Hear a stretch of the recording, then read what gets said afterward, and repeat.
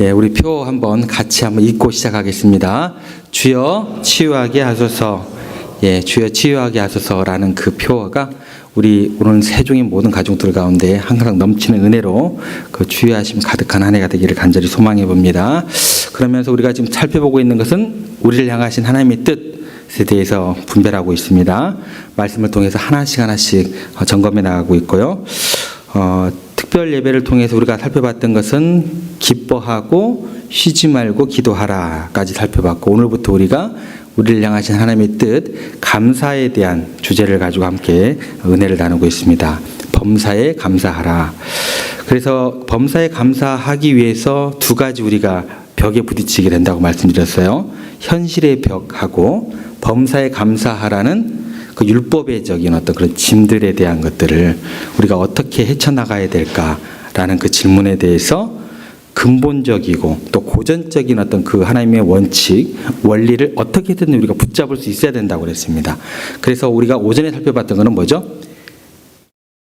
나는 내 소유가 아니다라는 것이죠. 창조로적 감사가 우리 가운데 항상 마음판에 심겨져 있어야 된다라고 했습니다. 나는 하나님의 소유가 됩니다.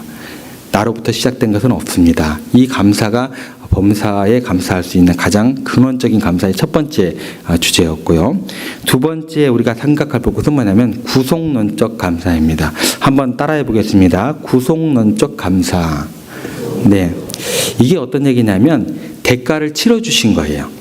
우리를 죄에서 건져 주셨기 때문에 감사할 수 있는 거예요. 예, 이게 이제 근원적인 감사 두 번째 주제입니다. 우리가 궁극적으로 감사하지 못하는 이유는 구원에 대한 그 확신에 대한 어떤 그 결여 때문에 그렇다는 것입니다. 우리가 범사에 감사해야 되는 그 두 번째 이유는 우리를 구속하신 그 사랑이 있기 때문에 감사를 하셔야 돼요. 구속하신 사랑이 있기 때문에 우리는 감사할 수 있다. 범사에 감사할 수 있다라는 것입니다. 우리는 우리의 실수와 죄악으로 인해서 반드시 대가를 치러야 되는 그런 빚쟁이들이에요. 예, 우리가 빚쟁이들이라는 거예요. 헬라 원어를 보면 죄가 뭐냐라고 했을 때 여러 가지로 해석이 가능해요. 그 중에서 한 가지 해석이 빚진 것이다라는 해석이 가능합니다. 그러니까 죄를 여러 가지 측면으로 설명할 수 있지만 우리는 죄를 짓는 순간 양쪽의 죄를 짓는 거예요. 하나는 누구에게? 하나님께 죄를 짓는 동시에 또 누구에게? 내가 피해를 입히는 인간에게, 누구에게나 빚을 지게 되어 있다라는 거예요. 죄라는 것이 그렇게 설명이 되는 거예요. 우리가 죄라고 생각할 때 하나님 쪽으로만 생각을 하시면 안 됩니다. 내가 죄를 짓는 순간 하나님께서 우리들에게 창조하신 세상에 또 하나님께서 보내신 그 인간들에게도 똑같이 죄를 지는, 누구에게나 우리는 빚진 자가 된다라는 거예요. 그게 죄의 그 어원 가운데 같이 담겨 있는 거예요. 근데 이 빚을 갚지 않으면 어떻게 돼요? 탕감 자체가 안 되는 거예요. 그죠? 빚은 그대로 있는 거예요. 그런데 그 죄의 값을 치르면 뭐예요? 사망인 거예요. 죄값은 사망이기 때문에. 그런데 나 같은 죄인의 빚을 탕감하기 위해서 하나님께서 엄청난 대가를 치르셨다라는 거예요. 그러니까 우리가 오전에 살펴본 게 뭐죠? 창조론적 사랑에도 감사를 해야 되는 건 맞습니다. 그런데 지금 우리가 지금 살펴보는 이 구속론적 사랑과는 어느 게 더 무게가 더 무거울까요? 비교할 수도 없겠지만 만약에 비교를 한다고 한다면 어느 게 더 무게가 더 있어요?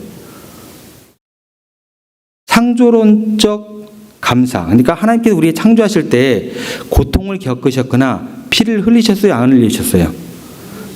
창조할 때 뭘로 창조하시죠? 예. 그러면 생각해 보세요. 어느 게 더 무게감이 있는 거예요? 대가를 치르신 거예요.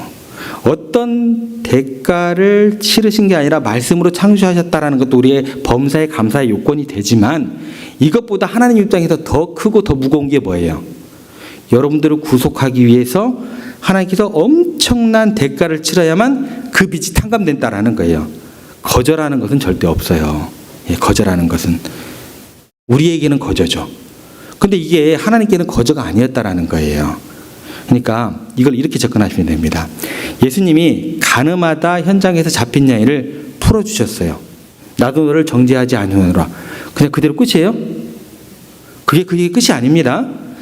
그 여인을 풀어주기 위해서 예수님은 십자가에 죽으셔야 했던 거예요. 그 여인은 뭐예요?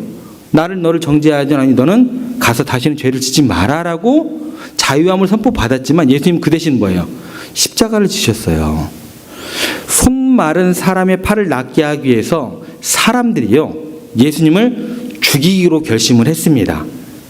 그 죽이기로 결심을 하고 예수님은 그 대가를 치르셨다라는 거예요. 절대로 거절되는 것은 없습니다. 죄의 문제는 그대로 그 대가를 치르는 거예요. 그래서 여러분들이 가장 잘 아시는 요한복음 3장 16절 말씀이 있습니다. 그 말씀을 한번 저희가 함께 읽겠습니다. 시작. 하나님이 세상을 이처럼 사랑하사 독생자를 주셨으니 이는 그를 믿는 자마다 멸망하지 않고 영생을 얻게 하려 하심이라. 영생을 얻게 하려 할 때 이 독생자를 주신 게 뭐예요? 누구를 줬다고요? 여러분들 영생을 얻게 하려고 이 독생자를 주신 게 뭐예요? 독생자를 주고 내가 대신 빚 갚아준다라는 거예요. 빚 갚아줬다라는 거예요. 구속해 주기 위해서, 영생을 주기 위해서는 죄사함의 은혜가 꼭 필요했다라는 것입니다. 그래서 가만히 생각해 보면 창조론적 감사의 이유보다도 더 큰 것이 뭐예요? 지금 우리가 살펴보고 있는 구속론적 사랑이 더 크고 더 무게감이 있어요. 예. 더 무게추가 떨어집니다. 하나님의 공의가 실현되기 위해서 예수님은 당신의 피를 흘리심으로써 죄의 싹신 사망인 그 모든 죄를 다 씻어줄 수 있었다라는 거예요. 그런데 이 부분에서 정말 중요한 내용이 하나 있습니다. 어떤 거냐면 예수님께서 이렇게 피를 흘려서 죽으신 사건은 우연이 아니라는 거예요. 그리고 그때 당시 사람들이 단순히 악해가지고 저지른 일이 아니다라는 거예요. 사람들에 의해서 우연히 일어난 것도 아니고 그때 당시 사람들이 나빠가지고 예수님 잡아 죽인 것도 아니다라는 거예요. 인간이 범죄한 이후부터 하나님께서 이 죄값을 치르기 위해서 계획하시고 철저하게 준비하셨다라는 거예요. 인간이 범죄한 이후부터 하나님께서 이 죄값을 치르기 위해서 인간이 완전히 죄에서 완벽하게 단번에 영원히 자유케 되기 위해서 아주 오랫동안 치밀한 계획을 세우셨다라는 거예요. 그게 뭐예요? 구약입니다. 오래된 약속이에요. 그런데요, 설령 그렇다고 할지라도 이게 정말 그 약속이 실제로 이루어질 줄 아무도 몰랐어요. 근데 그게 이루어졌다라는 거예요. 하나님께서 수많은 제사 제도를 만드시고 행하였던 많은 일들이 우리의 죄가 완전히 도말되었음을 알게 하시려고 그 많은 구약의 약속들이 이루어졌다라는 거예요. 하나님께서 얼마나 많은 희생 제사를 만드셨어요. 그리고 얼마나 많은 세월 동안 흠없는 양들이, 짐승들이 피를 강같이 흐르게 하는 그런 어떤 충격적인 어떤 모습들을 보여주셨냐는 거예요. 이 모든 것이 뭐예요? 독생자로 인간의 죄값을 치르게 하기 위한 희생의 제물이 되기 위한 그 예언이었다라는 거예요. 그리고 그분이 십자가에서 딱 죽으시는 순간, 이분을 위한 모든 어떤 제사 제도였고 그런 예언이었구나. 그것들을 인간들이 깨달을 수 있도록 그 모든 것들을 보여주셨다라는 거예요. 왜요? 하나님의 독생자가 세상 죄를 지고 가는 하나님의 어린 양으로 희생의 제물로 온 것을 정확하게 알려주기 위해서 계속해서 반복하신 거예요. 그래서 인간이 깨닫기 위해서 대가를 치르는데 그것도 적당히 치르신 게 아니고 완벽하게 값을 치를 뿐만 아니라 완벽하게 납득이 가야 돼요. 죄에서 완전히 누리도록 하신 거예요. 그래서 누가 돌아가신 거예요? 독생자를 제물로 내어주신 거라는 거예요. 그런데요, 만약 여러분이 지금 스스로 자신이 얼마나 큰 죄인인 것을 깨닫지 못한다고 한다면 이런 말이 의미가 있어요, 없어요? 나는 죄인이 아니에요. 그럼 이런 말은 다 필요 없는 약속이 되고 아무런 의미가 없고 여러분들에게 아무런 소용이 없는 이야기가 되는 거예요. 그러면 어떻게 돼요? 감사가 없는 거예요. 절대 감사가 안 나옵니다. 내가 죄인이 아닌데 나 대신 왜 지 아들을 왜 죽여? 죄송합니다. 이런 좀 경박한 언어를 써서 내가 죄인이 아닌데 나 대신 자기 아들을 죽였다고 그러면 뭐라고 얘기해요? 제정신이 아니네. 그런 얘기를 하고 있네. 그렇죠. 내가 뭘 했다고? 왜 나를 위해서? 괜히 쓸데없는 짓 했네. 그리고 나한테 감사하라 그러면 우리는 뭐가 돼요? 갑자기 화가 나고 갑자기 막 짜증이 나고 그러는 거예요. 그런데요, 기독교인이라는 것은 내가 죄인인 것을 깨달은 사람에게만 해당됩니다. 그런 의미에서 내가 죄인이라는 것을 인정함이 없는 사람은 절대로 예수님을 나의 구주로 인정할 수도 없고, 그 가운데 믿는다고 할지라도 그 가운데는요, 감사가 나올래야 나올 수가 없게 되는 것입니다. 자기 자신이 완전히 실패한 인생이고 내가 누구 앞에 서도 자랑할 것이 없고 전적으로 타락한 존재라는 것을 깊이 인정한 사람, 그것이 여러분들의 삶 속에서 진정으로 느껴지지 않는 사람은요, 지금 이 설교나 모든 것들이, 복음이 다 그냥 종교의식이고 공허할 뿐으로 느껴지게 되는 것입니다 라는 거예요. 하지만 반대로 내가 얼마나 큰 죄인인지 아는 사람은 예수님이 나를 위해서 이렇게 죽었다는 이 사건이 엄청난 희생으로 다가올 수밖에 없어요. 야, 내가 정말 그렇게 극심한 죄인이란 걸 체감하는 사람이라고 한다면 나를 구원하기 위해서 독생자를 벌거 벗기시고 대신 죗값을 치르게 하시려고 피 흘려 못 박혀 죽이시고 내가 공의를 지켰으니까 너는 이제 자유다, 이렇게 하면 우리가 어떻게 돼요? 어찌 감사가 나오지 아니하리까? 어찌 범사에 감사가 나오지 아니하리까? 이런 고백으로 연결된다라는 것입니다.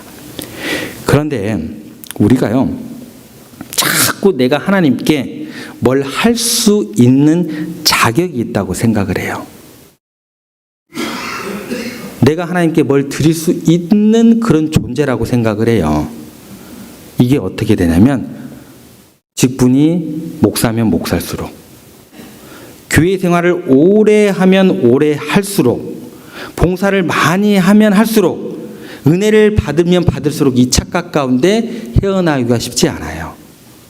선줄로 생각하는 자는 넘어진 줄 조심하라. 이게 뭐가 문제가 되는 줄 아세요?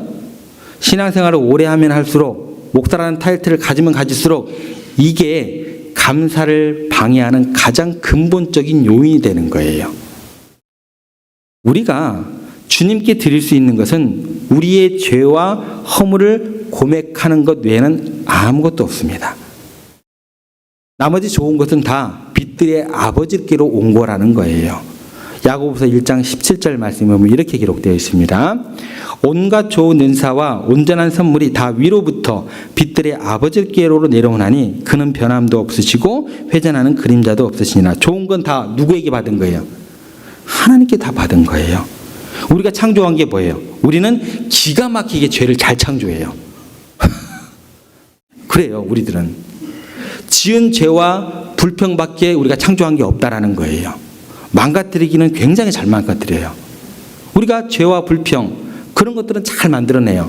모든 좋은 것들은 어디로부터? 빛들의 아버지께로부터 온 것밖에 없다라는 거예요. 성자로 불렸던 제롬이라는 사람이 있습니다. 이분이 340년에서 419년에 살았던 분인데 이탈리아를 출성해서 팔레스타인 지역에 가서 온전히 수도원 생활 같은 비슷한 생활을 했던 분이에요. 금욕적인 삶을 그렇게 했던 분입니다. 어느 날 하나님의 은혜 없이는 내가 못 살겠구나 해서 그가 남은 인생을 성경만 연구하면서 살아야겠다 하고 그쪽으로 간 거예요. 그런 그에게 로마의 감독 나마수스가 제안을 한 가지 합니다. 베들레헴에서 성경을 라틴어로 번역해달라고. 그래서 20여 년 동안 성경을 붙들고 번역을 했던 사람입니다. 그 사람 이름이 제롬입니다. 헬라어를 라틴어로 바꾸는 거죠.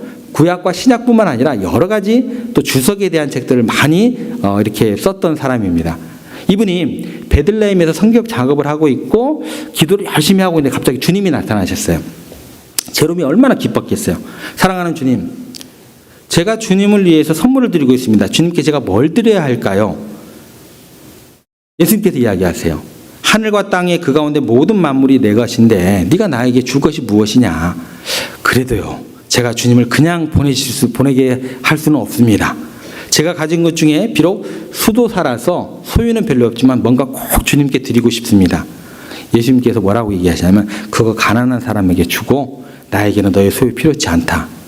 제롬이 또 얘기합니다. 예수님 제발 빈손으로 돌아가지 마시고 제가 이 성경 다 번역해서 이거 드릴까요? 선물로 드리겠습니다. 예수님께서 너 그렇게 나에게 선물을 주고 싶냐? 그러면 나에게 딱 한 가지만 다오. 그게 뭡니까? 기쁘게 물었어요. 예수님께서 제롬에게 뭘 원했을까요? 번역한 성경이었을까요? 예수님께서 이렇게 이야기하십니다. 너의 죄와 너의 고통을 다 나에게 다오.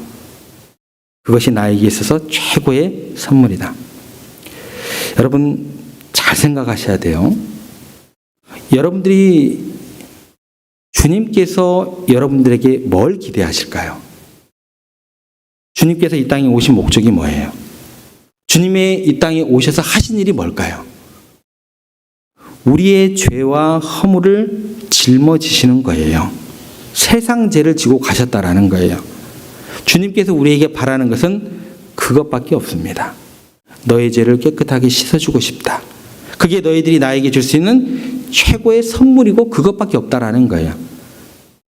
그런데요, 우리는 자꾸 하나님 앞에 내가 뭔가를 드린다고 생각을 해요. 착각하시면 안 돼요. 잘못된 거예요. 우리는 그래요. 내 시간도 드리고 내 지혜도 드리고 내 물질도 드렸고, 그래서 내가 살아오면서 내가 교회를 이만큼 성장시켰고, 내가 교회를 이렇게 그럴듯하게 건축을 했고, 내가 이렇게 헌신했고, 내가 이렇게 교회를 세웠고, 내가 이렇게 봉사했고, 내가 세상에 이렇게 기여를 많이 했다라고 착각을 하더라는 거예요. 그런 법은 없어요. 어디 그런 법이 있습니까?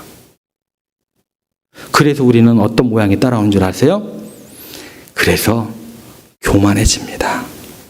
그래서 시험에 듭니다. 그래서 불평합니다. 그래서 원망합니다. 그래서 감사가 사라지는 것입니다. 주님께서 우리에게 원하시는 건 딱 한 가지예요. 너의 죄와 허물을 다오. 네가 게 뭔데? 네가 목사면 다냐? 네가 뭔데? 네가 뭘 했는데? 네가 나에게 자랑할 게 뭐냐? 네 죄와 허물을 다오. 이거밖에 없어요. 우리 세종교회 자랑할 게 뭐예요? 우리의 부족함과 우리의 죄와 이 지역에 있는 그 허물을 하나님께 올려드리는 거예요. 그거밖에 없는 거예요. 좀 신앙생활을 오래 하셨습니까? 기도 좀 하셨어요? 헌신 좀 하셨습니까? 그래서 억울하세요? 그래서 피눈물 나세요? 그래서 괴로우세요? 그래서 감사가 없으세요? 죄와 허물을 다오. 그걸 해결할 수 있는 건 나밖에 없단다. 여러분, 모든 다른 종교의 창시자들이, 세상의 신들이 전부 다 인간에게 요구한 줄 뭐세요? 뭔 줄 아세요? 의를 요구합니다. 고행을 요구합니다. 너 좀 제대로 살아라는 거예요. 그럴듯하게 건물을 지으라는 거예요. 사람 좀 갖다 놓으라는 거예요. 그게 세상의 신들이, 세상의 종교의 창시자들이 요구하는 거예요. 우리 주님은 그런 말씀 없으세요. 죄와 허물을 다오. 여러분들 죄와 허물이 있으십니까? 그 짐이 무거우십니까? 주님께서는 그거 가져온 것을 가장 행복해 하십니다. 왜요? 사랑하니까. 이걸 이렇게 한번 접근해 볼게요. 여러분의 자녀들이 있어요. 여러분의 자녀들이 여러분들에게 뭘 해주는 게 가장 기쁘세요? 만약에요, 여러분의 자녀들이 절망 가운데 있고 너무 고통스럽고 힘들어하고 그러면 여러분은 그 자녀에 대한 어떤 생각이 드시겠어요? 그런 자녀에게 여러분들은 어떤 걸 원하시겠어요? 그런 자녀들에게 여러분 돈 좀 가져오라고 하시겠어요? 좀 땅 좀 사라고 하시겠어요? 너는 제발 행복하거라. 그거 하나 바라시지 않겠어요? 맨날 짐을 지고 허덕이고 힘들어하고 고통 가운데 있는 그 자녀가 여러분들에게 당장 효도하길 바라시겠어요? 너 효도 좀 해라 라고 하시겠어요? 여러분, 우리가 감사하지 못하는 이유, 우리 마음 가운데 불평하는 이유는 아직 복음이 뭔지를 몰라서 그래요. 우리가 얘기를 해요. 복음으로 돌아가자. 한 2, 3년 후에 교단표 또 나올 거예요. 복음으로 돌아가자. 또 나올 거예요. 뭐 하는 거예요, 지금? 그러면서 복음이 뭔지도 몰라요. 복음. 예수님 이야기하면서도 근본적으로 예수님을 믿는다는 게 뭔가를 몰라요. 목사들이 몰라요. 헛소리하고 있어요. 뭐가 복음인데요? 예수님께서 원하시는 게 뭔데요? 근본적으로 우리가 예수님 믿는다는 게 뭐냐는 거예요. 그래서 하나님께 내가 드릴 수 있는 것이 뭔지를 몰라요. 하나님이 우리에게 받고 싶은 것은 하나밖에 없습니다. 그걸 몰라서 우리가 서로 막 원망하고 네 땅이 크네 내 땅이 크네, 조금 억울한 일 당하면 막 억울해하고 그런 것 아니겠어요? 범사에 감사는 생각도 못하는 그런 모습으로 나아갈 수밖에 없죠. 하나님이 우리의 죄값을 치르고 구속하기 위해서 그 독생자를 십자가에 못 박혀 죽게 하셨을 때 예수님께서 그런 말씀을 하십니다. 나의 하나님 어찌하여 나를 버리셨나이까. 하나님께서 그거 외면하셨어야 했어요. 어떻게 하려고? 우리를 구원하려고. 하나님이 사랑이 많은 분인데 그 마음 여러분들 이해가 되세요? 나 같은 더러운 죄인을 구원하려고 그 사랑 많으신 분이 자기 독생자를 외면하셨다는 게 이해가 되세요? 그 마음이 이해가 되시냐는 거예요. 제 아들을 버리고 그 죄 많은 길거리에 있는 거린 같은 사람을 구하기 위해서 그 외면하셨던 그 하나님의 마음이 이해가 되시냐는 거예요. 아브라함에게 어떻게 하셨냐면 하나님께서 네가 네 아들 내 독자를 내게 아끼지 아니해서 이제야 내가 네가 나를 사랑하는 줄 안다 라고 그 순간에 어떻게 해요? 멈추라고 하셨어요. 그 하나님이 당신 자신의 외아들을 친히 죽이실 때 그 마음이 어떠셨을까요? 완벽한 청산을 위해서, 완벽한 대가를 치르기 위해서, 절대로 다시는 죄책감에 시달리지 않게 하기 위해서 주님이 할 수 있는 걸 최선을 우리 위해서 다 하셨다라는 거예요. 요한복음 5장 24절에 주님께서 친히 이렇게 말씀하십니다. 한번 보겠습니다. 내가 진실로 너희에게 이르노니 내 말을 듣고 또 나 보내신 이를 믿는 자는 영생을 얻었고 심판에 이르지 아니하나니 사망에서 생명으로 옮겼느니라.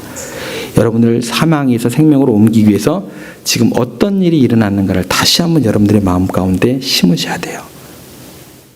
그래야 악소리가 안 나오고 감사라는 단어가 나와요. 그래야 나오는 거예요. 여러분들 현실의 벽에서 감사의 기억자 꺼내기 쉽지 않은 거 알아요. 저도 목사 되기 전에 사업 좀 해봤습니다. 한 8년 했어요. 제 뼈를 갈아가면서 일을 했어요. 하루에. 쉽지 않더라고요.